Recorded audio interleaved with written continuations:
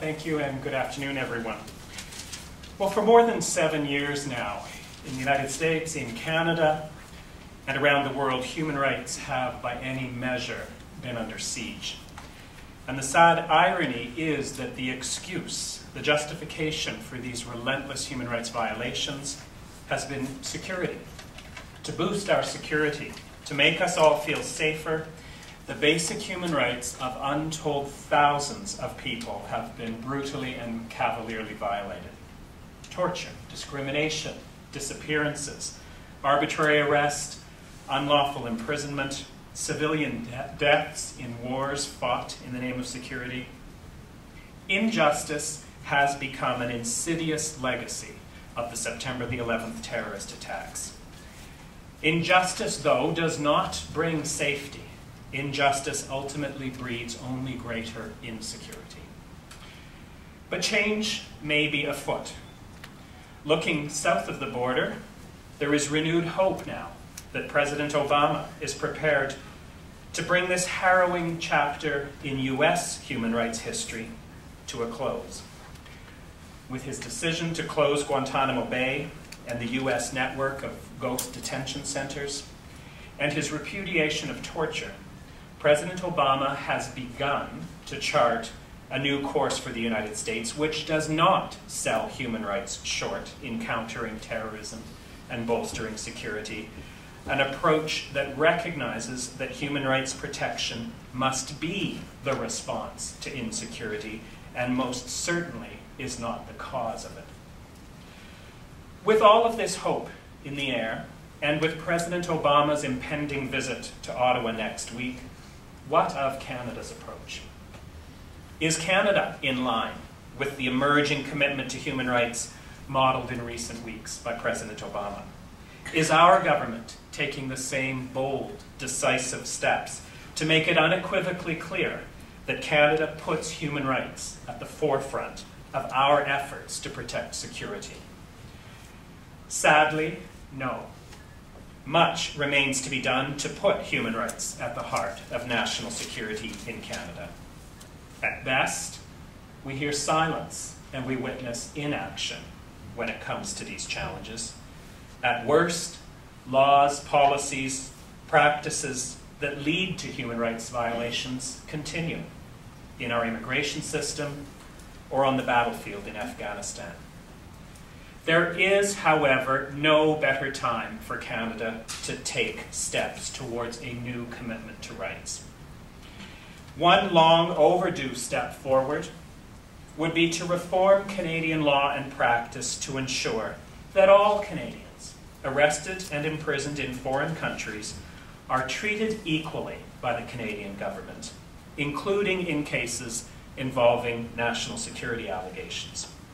Canadians, all Canadians, must have confidence that whoever they are, whatever their faith, race, or political views, and wherever they are imprisoned, the Canadian government will not act to expose them to serious abuse, such as torture, and the Canadian government will consistently take all steps possible to advocate on their behalves and to seek to defend their rights. But friends, this is not the reality.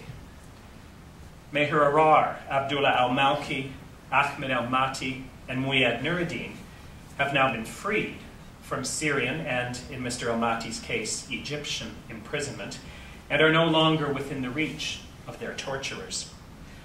But the judicial inquiries into their cases catalogued a multitude of ways that Canadian police and security agents contributed to their abuse, and Canadian diplomats and politicians failed to take the necessary steps to defend their rights. But their cases are not unique. This is not a closed chapter for our nation.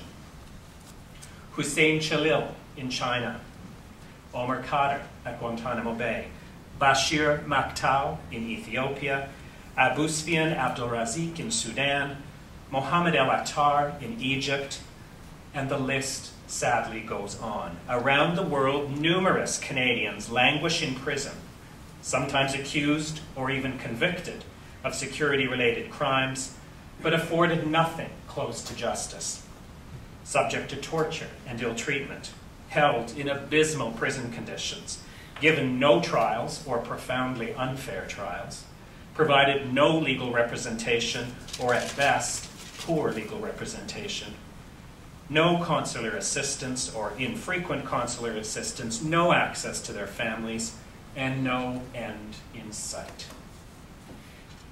The answers in these cases may not always be fully in the hands of the Canadian government, but at a minimum, we must be assured that Canadian action does not in any way contribute directly or indirectly to torture or other abuses for Canadians held abroad, and that all Canadians detained abroad receive the same quality and level of assistance and support from their government, including senior level politicians. There can be no room for discrimination, no room for unequal treatment and double standards, equal protection, full stop. And of course, we need to hear more than political rhetoric about this if Canadians are to regain confidence that all Canadians are and will be treated the same. We need action. In the Arar inquiry, Justice O'Connor made recommendations for strengthening significantly the nature of consular and political support in cases of this nature. Justice Iacobucci, in the recent inquiry looking at the Al-Malki, El-Mati, and Nuruddin cases, pointed to many, many ways that consular action for those three men was glaringly deficient. Those inquiries point the way forward. The government needs to take up those recommendations and should report publicly on the steps taken. And finally, we need to make a more decisive contribution to countering torture around the world. This is not just the era of countering terror. This needs to also be the era of countering torture. And Canada, for 6 years now, has failed to take one very important step forward that would be a decisive contribution from this nation to that goal. We have failed to sign on to an important new UN human rights treaty that aims to do everything possible to prevent torture by setting up systems to investigate jails and detention centers around the world, look for the signs that breed torture, and eradicate it before it happens. But if we haven't signed on, how can we press China to sign on such that Hussein Chilil might be safer? How can we push Sudan to sign on such that Abu Sufyan Abdul-Razik might be safer? How can we push Egypt to sign on so that Mohammed El-Attar might be safer? Canada must become part of this important new initiative.